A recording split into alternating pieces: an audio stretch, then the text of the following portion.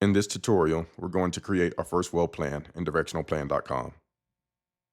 We'll be using this plat throughout the tutorial series. For this first video, we're only going to use the surface or location to create a well and generate our first plan. If you're not used to looking at plats, I wouldn't worry about it too much for this first video. The primary focus here is just to create a well plan using the surface or location. In later videos, we'll go over in detail how to use the other coordinates on this plat to create our lease lines and our targets. After creating your username and password, you go into the Login Sign Up button. You'll click it, you'll type in your username and your password, and click Login. This will take you to the main screen of DirectionalPlan.com. To create a new well, go to the top bar and click Create New Well. From here, you'll type in your company, your project, your site, pad, well name, wellbore, and design. For our company, we're going to call it Test Company. For our project, we're going to call it Example Project. For our site pad, we're going to call it Example Pad. For our well name, it'll be Example Well. Our wellbore will be Original Hole, and our design will be Plan Number 1. Once we have all the information entered in, we're going to click on Edit Location. At this point, we're going to go back to our plat and look at the surface or location coordinates. For our first well, I recommend using latitude and longitude. It's the simplest option because the software can automatically calculate the grid coordinates and pick the SPC zone. If your plat gives you state plane grid coordinates instead, you can use the grid coordinates option, but I'll cover that in a separate video. The software gives you 3 different ways to enter in your latitude and your longitude. There's NAD 83 2011, NAD 83 1986, and NAD 27. For our example, we're going to enter in the latitude and longitude using NAD 27 coordinates from the plat. Once you have your latitude and your longitude typed in, there's a couple of different checks that you could do to verify that you typed in the correct latitude and longitude.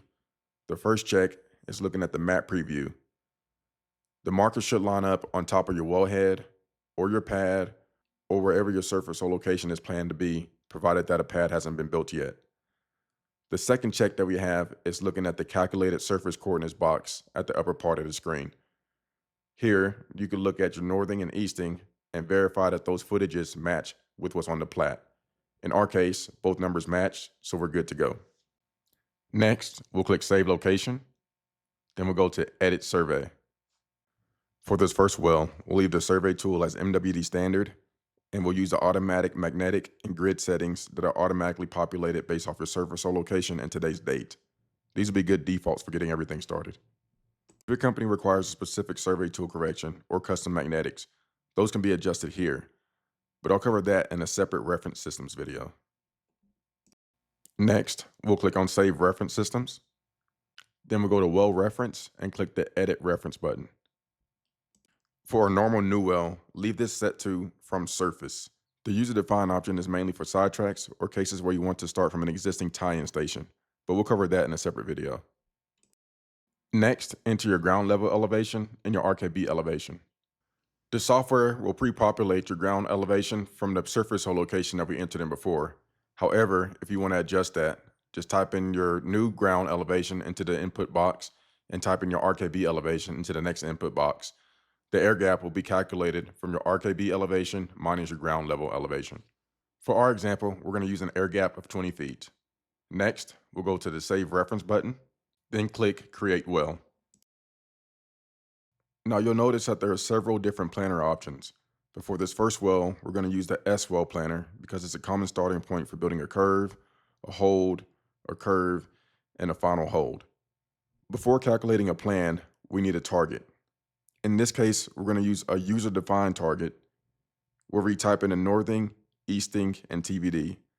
So the northing and easting define the horizontal departure from the surface hole location, and the TBD defines the vertical depth.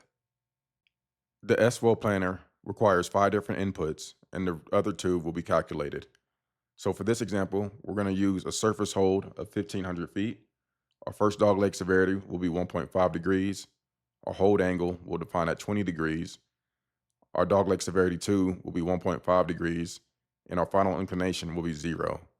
We click Calculate, and our wellbore trajectory is automatically calculated based off of those inputs. If we want to see how our wellbore trajectory looks, we could go to the graphing options at the bottom right corner of the screen. In this case, I pulled up the 3D view, where you could do a 360 rotation of the wellbore trajectory. There's also a plan view and a section view option as well.